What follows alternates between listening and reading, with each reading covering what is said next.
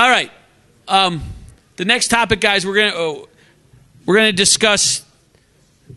I wouldn't say reevaluating, but looking at changing some of the training around for MMA and boxing. And we, as you guys know, Dwayne has been instrumental in the training of boxing officials. And so I asked Dwayne to come here. He did the training on Saturday. I think I already told you guys we had over 300 people do the training this year for us, which is a record, which is awesome. But what we would like to do in the near future, and John McCarthy has to stay here too because he has to speak about the training for MMA officials. So John, don't leave. But we have to look at this and try to develop a different program that would allow us to have maybe bands where you have different bands. What I think would be a great idea, and I was speaking to the board of directors about it, was a commissioner that was recently appointed by a governor or a tribal guy that was recently appointed to the commission, and they need officials to do an HBO show. And there's no resource for them to go to. So the theory is if we had bands, and number one band would be officials that passed a more difficult course than we did yesterday. And John, don't leave, please. So that's what we're thinking about, and that's what we're trying to form. And Dwayne has a slide to discuss his boxing training. So go ahead, Dwayne, please. You got the clicker? A clicker's up here, bro. Right here, Dwayne.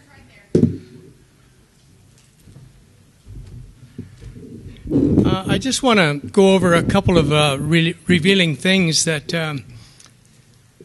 I've found really awakening. For the last year or so, I've been keeping track of master score sheets.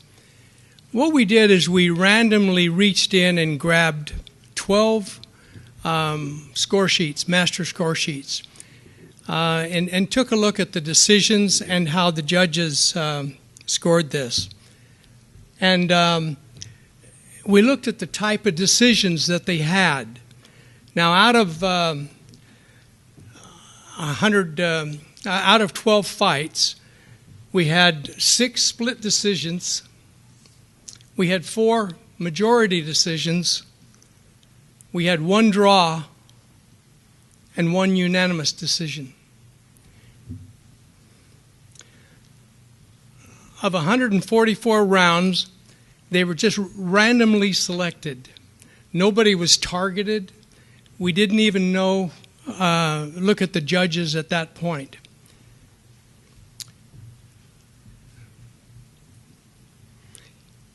Let's see. In 1 to 12 rounds, we have 57 rounds are in the minority. In other words, we had 1 dissenting judge, 57 times out of 144. So that would be 39.5%, or the judges agree at 60.5%. Between the first 4 rounds, the first to the 4th round, we had 16 rounds in the minority, or 33%. The judges agreed 67% of the time in the first 4 rounds. In rounds 5 to 8, there were 16 rounds in the minority, again, 33%. So it's pretty much of the norm right there. In rounds 9 through 12, we had 25 rounds in the minority. 25 out of 48 is 33%. There again, 67%. In round 10, and here's the revealing. In round 10 through 12, we had 18 rounds in the minority. We had 50%, and therefore the judges agreed 50% of the time in the 10th to the 12th round.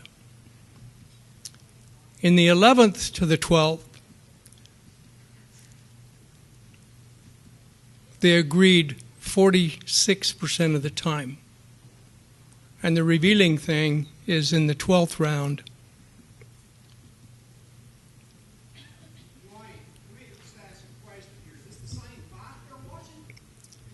Yeah. This is a group, we reached in and took 12 scorecards, and we just kind of accumulated the gross scoring. Yes, not the one fight, but we had 12 different fights, but the stats are the same. So what I'm saying is on the 12th round alone, the judges are coming to an agreement 42% of the time. Let me show you this. This is a chart that has the first 4 rounds. If we look at the gray, you think, great, everybody's agreed. The green, 2 judges agreed. The red is a dissenting judge. I don't mean to imply that because a judge is in the minority that he's wrong. That's not what I'm showing you here. But this was the first, you do get some minorities in the first and second round, but I want to show you, you see it flows really well. As the stats showed, they were 60% of the time agreed. Pretty gray through here. But look what happens when you get to the last 4 rounds. Look at here. There's such movement in the last 4 rounds. It tells you, are the officials getting tired? Are they getting bored? Perhaps these rounds here, that it was an easy fight and they got bored with what's happening. And therefore, they're losing their focus and their concentration. But it's glaring that we have such a disparity in scoring in the 11th and 12th rounds. This right here is a cluster. We call it a cluster. I don't know if judges are getting tired. Well, hopefully not, but they're moving their scores. Some officials might be afraid to swim too far from the shore. Now, this group of officials that I showed you the stats on, were not new judges. They're experienced judges. So the whole point in showing you this is you may have the best judges in the world. However, they're only as good as their last fight. And we're trending right now in the best judges in the world of not doing a very good job in the 10th, 11th, and 12th rounds. We have classes for beginners, and it takes them right into the real basics of it. Then we have a moderate class, then we have an advanced. But the issue is that we just cannot have enough training. Training, training, training. And what's happening, we've noticed in the last few seminars, that the veteran judges pop up and fail the test. Because I think they might be taking it for granted. They've heard the same thing, and they're there. The thing that I suggest to you regulators, keep track of your judges. If you're seeing movements in these rounds here, kind of just make yourself a note and just watch those judges if they continually have that. But we do need more training, and we're available for training. I just wanted to thank you for taking the time to see this. I don't know what it tells you, but it tells me that we need more training.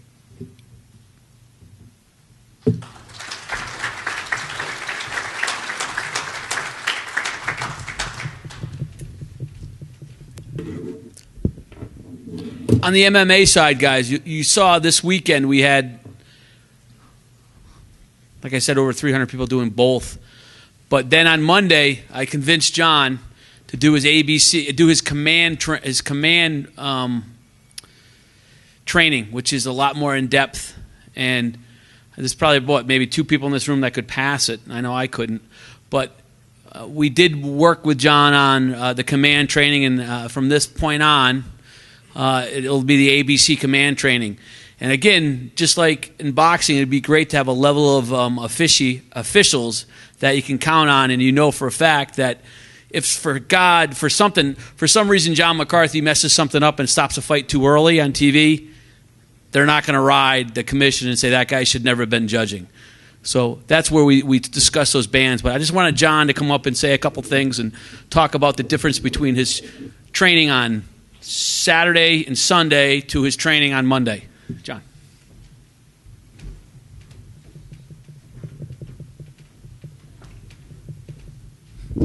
I'll try to make it short since you're getting tired of me, and I don't blame you. What we did with the training is, obviously we have the ABC training that we try to do every year, bringing in people for 1 day refereeing and 1 day of judging training to try to get everyone together. The big thing that we're trying to do with the refereeing, the emphasis this year, last year one of our emphasis was basically brain injury, TBI, chronic traumatic encephalopathy, what the referee has, their position in it as far as where we are, as far as how we can possibly help it, what we're seeing. And this year the big thing was referee mechanics. What we're really trying to do with all the referees is getting all the referees to be making the same mechanical decisions as far as the techniques they're using in messaging, even though it's not verbal, through physical actions, the mechanics they're using, where they're setting themselves up, when they're stopping the fight, why they're stopping the fight for the specific reasons, what type of knockdowns there's going to be. When we go through this, what we're trying to do is get everyone in line. We all are different people, but we all want to look at things close to the same way. When it comes to the command part of it, I've had a program that I utilize to teach, around the country, around the world, and it is more difficult. It's more difficult than the ABC training. The one thing with ABC training is most of the time we're not doing a lot for testing, and the command program brings in a lot of testing. For the judging, they're going to go through 3 tests. Paul Gift sitting here is someone who just went through it, and you can ask him what he thought of how difficult the judging is. I have different levels of what we're going to do, but they have to go through sections where they have to actually show their knowledge of what these fighters are doing. They're going to be shown a technique, and they're going to have to say, that's a Darce choke, that's an anaconda, that's a vaporizer. All of these things that they are going to be seeing these fighters do in these competitions, our judges and our referees, they have to know all of them. The referee has to know it because he has to know how well the hold is put on, how to deconstruct it and protect the fighter when the fighter taps and needs to get out of it, and he needs to know exactly when it's reached its point where, hey, the fighter's going out or something like that. The judge needs to know it because he has to judge the quality of it. And one of the hard things that we do with MMA judges over boxing judges, and boxing is tough to judge, but we're asking our MMA judges to not only categorize and quantify what was the best shots when it comes to the kicks, the punches, the knees, all these different types of things. We're asking them to watch a submission that doesn't work and then give it value. Say, how good was it? How tight was the hold? How close was it to putting that opponent out of the match? And these are the things that they have to know to be effective in their job. And through the command training, we do have a techniques test, which is going to be about 80 different types of positions, holds, takedowns. They've got to know them. They've got to know how to judge a fight, what the right criteria is, all these things. That's what we're aiming to do. When it comes to refereeing, when we're putting through command training, they also do the techniques test. They'll do situational tests. They'll do practical tests in the ring with fighters. They'll have to answer questions that are not easy questions to answer and give us the right answer as far as the way the commission's going to want it and what's right for the fighters. And so that's what we're trying to bring into the ABC. We want everyone to up their game, everyone to get their level up. And we get a lot of people saying they're doing training. 3 hours of training, 4 hours of training, 8 hours of training, 16 hours of training. There is a difference. And we need to start making all of our people step up in how much time they're putting towards their craft. You guys are relying on your officials to make you look good. They are the ones that are out there, and they're the ones that end up doing the great job, and you tell them what a great job it is. It doesn't matter if anyone else does, or they put you in a position where things are not good, and now they're coming back in the commission, and we're having people that are complaining. We always want to educate and make sure that our officials are of the highest caliber and are up to date on everything that is going on in the sport. The sport is absolutely moving forward. It is incredible how many new things the new fighters do that fighters of the past don't. There is evolution to it, and if you don't evolve with it, you will be left behind. So hopefully the new training that we're going to try to bring in is going to get that the student, the official that you use now, new people, old people, all of them up to a certain point where we can all be proud of what we're putting in that cage or in that ring with those fighters, so we know that they have the very best. Any questions? Yes.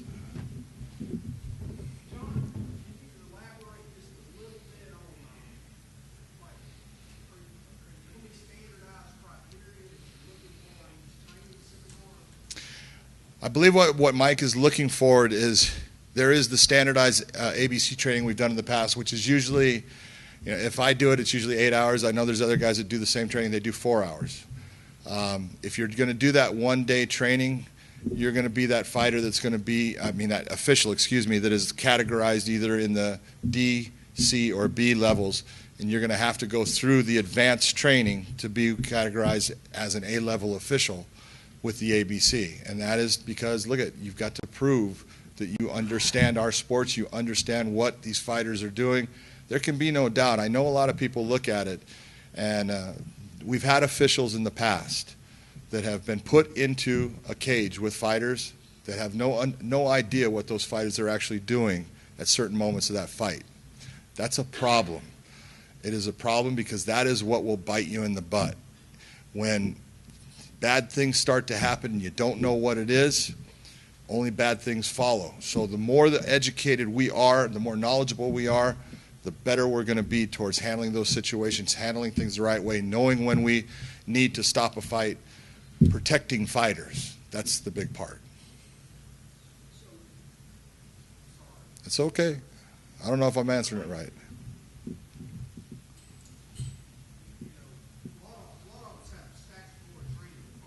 Yes. For the officials. So I'm just asking questions. So,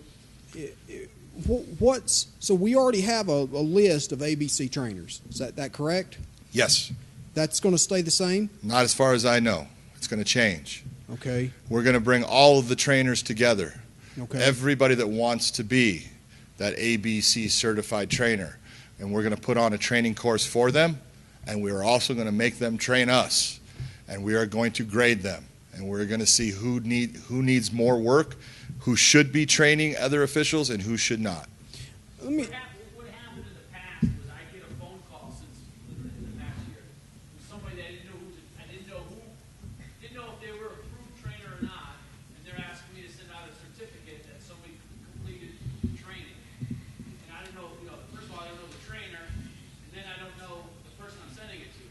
So therefore, everything from now on, after we get done with this, is going to go through the ABC for the training, so we know exactly who's doing the training and where the training is occurring. That's the biggest problem we have right now. And just hear me out. I'm certainly not opposed to that. I'm all about the training. In my opinion, I've taken your course. I haven't taken your course, but I've sat in your course and listened. It's very, very good. It's outstanding. I think you're the top of the hill. So, but we got some other trainers, and I've sat in a lot of courses, and they're very, very good. Also, they're not as good as you. I'm just throwing that out there, but they're good. Okay, they're good. You're in this area, you go all over. It's good, but there are some areas of the country that can benefit from trainers that may not be John McCarthy, but they're also. I just want to keep this in mind. Just at 30,000 feet, I don't want the great to become the enemy of the good. We're all moving forward, and you're the gold standard. But we like to have some silver and some bronze. There will be other trainers. It's not just John. Look, I don't want to be the trainer. Trust me. What we're going to be doing is, right now, what happened in the past is trainers would put in a syllabus that they were, a criteria that they were teaching by, and it was approved or not approved by the ABC. What our goal is we want all of our trainers to use the same outline, the same syllabus. We want them using that same PowerPoint. Obviously, they're all going to teach a little different. They have different personalities. But the information that they're putting out needs to be the same, because we have some information that's going out to one set through a trainer that is being done somewhere else, and it's not the same, and we need to absolutely make sure that it's always the same. Okay, I totally you also agree. Have a trainer that you can take a course for 3 hours, or you can take a course for 8 hours. Now, those 5 different hours, there's something being taught that's not being taught in the 3 hours. No, of course, and look, I appreciate you answering my questions. Maybe everybody, I just didn't understand, No, but that's now good. I do. And I remember looking at those syllabuses when we had one guy. I mean, he didn't get approved or whatever, but he was going to show everybody how to knock you out with a throat strike or something. It was I still got it. I still got that one. You should read it again. But yeah, I mean, but I think this is great. I think it moves to standardization. That's the of whole training. But like I said, we got some good trainers out there. Oh, we do. It's not going to happen tomorrow either. This is something that we're in the process of developing. Thank you for answering my questions. Hey, Mike, one thing I just want to bring up, I would hope everybody has a training seminar. Mike, you got that money that was in the annuity account? I mean, our money should be spent. And spent on training. So if a state or tribe that wants you to have training and you may not be able to afford it, I say go to Mike. Thanks, buddy. Yeah. Well, I'll tell you guys one thing, that as of this year, we'll talk to Lydia, will explain the finances, but we've done extremely well. And, we do have money, and we did set it aside for some training. And that was something on my slip-in list, was to do a 6-month training somewhere where everyone can get together and we can do the inspectors training, we can do the referees training again. So, I'm only one guy, and the board of directors, it's only us. We need help. So do this, but help us, and we'll do it. So we need assistance from the body to help us get this done. Because I still got a job at home I got to go to, and I got Calhoun basketball on Sunday. You know what I mean? So I still got work I have to do, or else after 20 years they're going to fire me. Yeah. Yeah, sure. Thank you, John. I appreciate all of you. I just have a really quick question. I'm not sure when a new person is coming in, if I was going to be a trainer, would I apply to you? And who would the board be that I would That's the represent? problem we have right now. You don't know. We don't know. Right now, what it's going to be is we have Dwayne Ford that'll be taking care of the boxing end. Yes. We know that. And we're going to have John that's going to take care of the MMA end and the Muay Thai and the other combative sports. So what we're going to do is we're going to vest through the people that know the best, Dwayne and John. And if they feel they're qualified enough, we want to just make sure we're training the exact same way. Okay. That's the biggest problem. So people that are already existing on the list would be vetted through yourself and John if you're MMA teaching? Correct. Okay. To make sure that they're doing consistency Yeah, with we're that you training want. the same way. Yes. I mean, right now, one trainer has a 3-hour course, and John had an 8-hour Yep. course on Saturday. Yep. Now, we have to make sure everyone's doing the same stuff. Which you can't do in a 3-hour course, But right? you can't do it in Yeah. a 3-hour course. So, Yeah. And John can't do it in a 3-hour course. Yeah. could you? Nope. So, yeah, so that's, So, but at the end of the day, your goal is to have maybe 10 trainers Yeah, under your as umbrella many- that yeah, can as train many around as- the country. So, Absolutely. okay. I know Kevin McDonald does training in the New England area. I use him all the time. He's one of my officials. Yeah. John goes, on the West Coast, East Coast. He's all over the place. Yeah. So yeah, and we have many other ones but I don't even know who they are. God's honest truth, guys. I'd get an email when I get back to the office, and it'll be like, I just did training down in Wyoming, and these people passed. Well, it doesn't really matter. You know what I mean? It doesn't matter. I just need to know who they are, and if we're making sure we're doing it all the same. It comes down to at this ABC, we had several gentlemen from Puerto Rico take the training, and they were taught by another ABC certified trainer that they came up with his notes, and I looked and I go, that's wrong. That's a problem. yes. If we're putting out information from an ABC certified trainer that is wrong, we can't have that. That makes us all look bad. No. So we've got to make sure that everyone, Blake Grice, Mark, Kevin, Rob, Yeah. me, they're still going to be trainers. So we but can we're all trust doing that the at same some thing. point you're saying, so at the end of the day, we can trust if whoever Yes. we can use that's They're- closest to us, as long as they're certified through you, Absolutely. they've got all the Yes. criteria. Trust me, I don't want to do all Thank the you. training. No, I appreciate it. I think that's an awesome thing. Yeah. Thank you. Christ.